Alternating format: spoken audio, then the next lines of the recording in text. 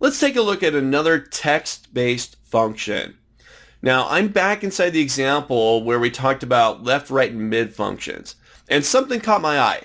And maybe you caught it as well as you were working your way through the left, right, and mid functions.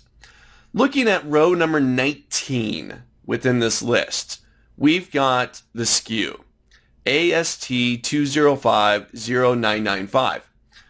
Well, you know what? That value, that's a much larger value than the rest of the SKUs here.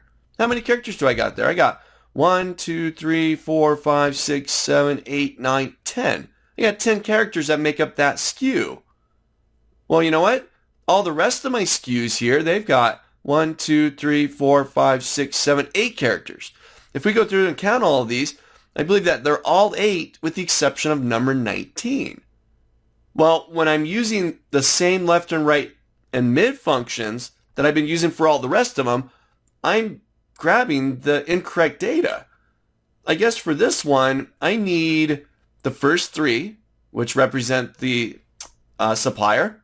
I need the middle 3, 205, which represents the part number. And I need 0995 to represent the product code. So there's actually 4 characters that make up the product code this time.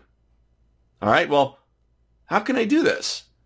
I guess I could go to this specific calculation that I created, equals right, A19, 2. I'm only grabbing 2 characters from the right-hand side of the cell, and I could change that to 4. No problem, I'm done, right? Let's just do that. Change that from a 2 to a 4, hit my enter key, and there we go. All right, I'm happy. Everything looks good. 0995. Okay? But that was me manually having to go through the calculations, actually go through the SKUs, check for those ones that contain more or less characters, and manually update the formula to reflect the difference. We could do that for a handful of records, but you get in there with 50 plus, hundreds, thousands of records, and all of a sudden you're spending all day long going through and manually picking apart these SKUs to find the ones that need to be different.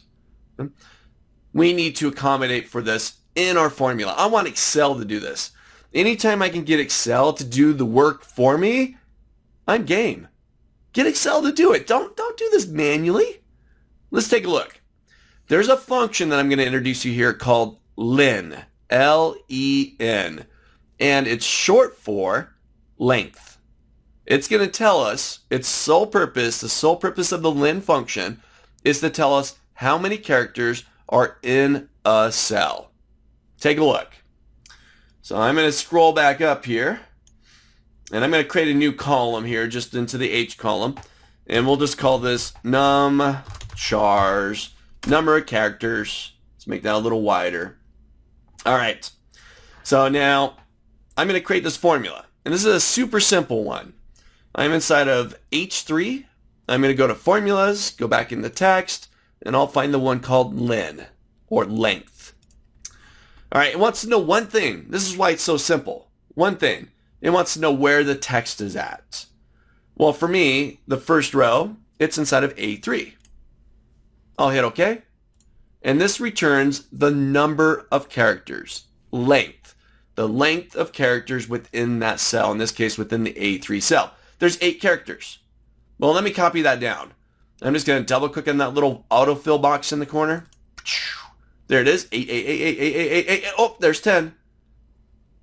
Number 19. That's the one we were talking about, right? 0995. That one has 10 characters while the rest of them have 8. This is the len function. Very simple one. It returns the number of characters from a cell. This could be used for validation. This could be used, hey, we're trying to gather phone number information from people, or we're trying to gather social security information from people. Some type of value that's set in size. You give me your social security number, your credit card number, I know how many characters are inside of those values. So make sure that it's 10 or 16 or 12 or however many characters. We can quantify that and make sure that we're collecting the correct number of values. So there's multiple reasons we could use this, but in this case, I need to accommodate for this. So I'm going to give you a homework assignment, and I want you to jump into the discussion board within this course and help us out. How can we use that len function? Okay? Use that in combination with something that we talked about earlier in this course. Okay? It's way, way earlier. We talked about it in one of the first videos in this course. How can we use this function len and one of the other ones we talked about earlier to help accommodate for differences? Okay, give you a hint. If it's 8 characters, then we should do it this way.